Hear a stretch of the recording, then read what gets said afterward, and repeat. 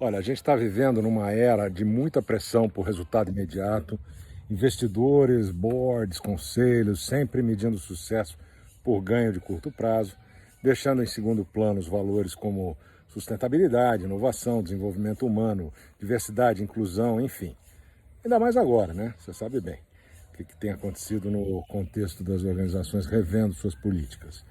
Então, o modelo tradicional de comando e controle, que aparentemente está de volta, aliás, acho que ele nunca deixou de estar presente, mas agora com mais força, ressuscitando aí alguns zumbis da gestão, ele está fundamentado em hierarquias rígidas, na ilusão da meritocracia. E ele não só é insuficiente, mas também é perigoso para a continuidade e para a evolução das organizações. Então, diante desse cenário, eu defendo uma estratégia que eu considero ousada, mas muito necessária, que é a transformação da liderança como um ponto de partida para uma ruptura efetiva e sustentável do modelo que a gente vê aí. A essência dessa estratégia ela está na redefinição do papel do líder. Então, em vez de ser visto como o detentor absoluto do poder, ele tem que emergir como um facilitador, como um catalisador do potencial da equipe. Ele é o facilitador do processo. Essa mudança de paradigma ela implica em abandonar a cultura da obediência cega, da competição interna e substituir essa prática nociva por outras. Líderes conscientes que investem no autoconhecimento, nas práticas de escuta ativa, eles são capazes de transformar a dinâmica organizacional porque promovem um ambiente onde cada membro se sente parte indispensável de alguma coisa maior. E isso acontece, mas não em todo lugar. Entretanto, essa transformação, ela não vai vir sem problemas, sem resistências, sem desafios.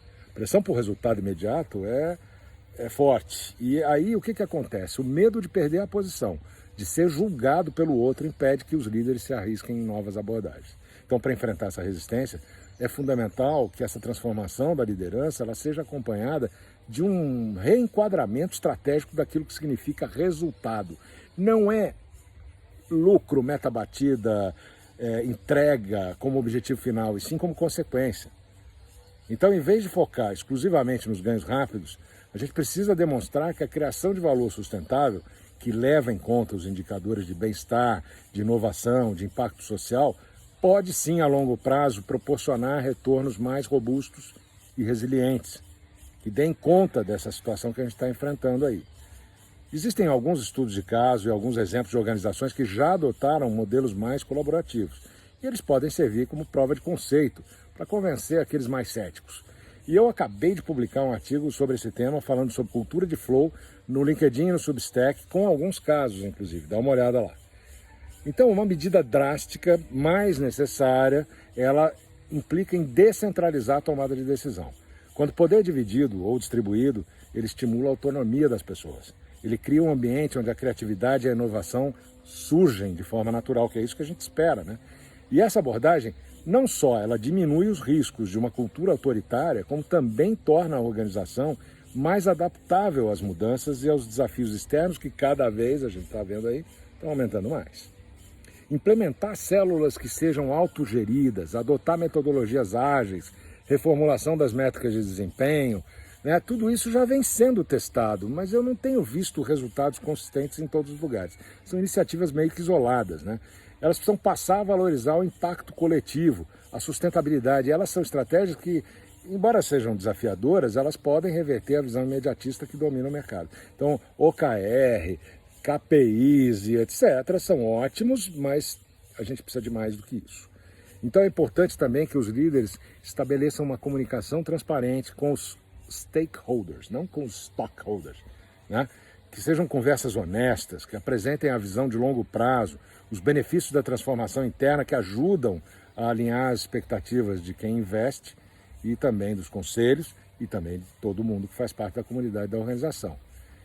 Essa postura precisa ter coragem para tomar e precisa ter uma mudança profunda na mentalidade, porque esse líder passa a ser responsável não só pelos resultados financeiros, mas também pela construção de uma cultura organizacional que valoriza o ser humano e a ligação, a conexão entre todas as partes. Somos absolutamente todos conectados. Eu venho insistindo muito nesse tema da liderança além do ego, onde a gente entende que todos estamos parte da mesma consciência desperta, da mesma presença e, portanto, ao agir dessa forma coletiva, a gente pode provocar uma ruptura fundamental com o modelo tradicional, né, que já vem há muito tempo ajudando a fragmentar e minimizar, né, a gestão organizacional participativa.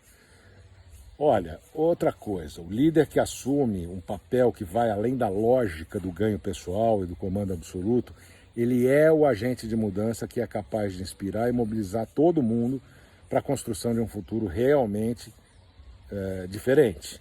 E essa estratégia, ela é desafiadora e o ambiente é marcado pelo curto prazo, a gente só quer resultado agora, né? Então, o caminho mais coerente e eficaz para realmente resgatar a essência humana nas organizações, garantindo a resiliência, né, e a resistência também, por que não, frente a esses desafios desse mundo que está meio sombrio em termos de comando e controle, a gente tem que, então, lançar mão dessas ideias. Então, a verdadeira revolução organizacional começa, enfim, com a transformação individual e interna do líder. É um processo que, se ele for bem sucedido, ele vai reverberar por toda a estrutura da organização. E aí vai redefinir não só o jeito como a gente trabalha e faz negócios, como também a forma como a gente entende e vivencia o papel de cada indivíduo na construção de um legado duradouro e significativo. Não é fácil e começa individualmente. É isso. Que o flow esteja com você. Até sempre.